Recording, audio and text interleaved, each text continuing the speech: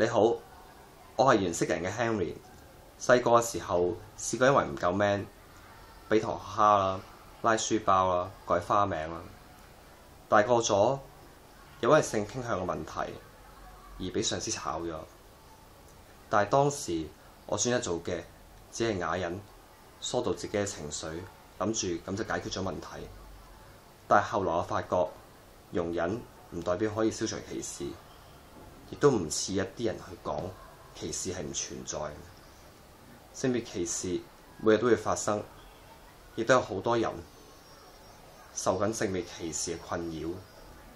所以希望各位可以把握到自己嘅機會，攞起你嘅手機拍低1分鐘嘅短片，講述自己被歧視嘅經歷，或者幫被歧視嘅朋友打打氣。請參與原識人一人一片反性別歧視嘅行動。多謝你。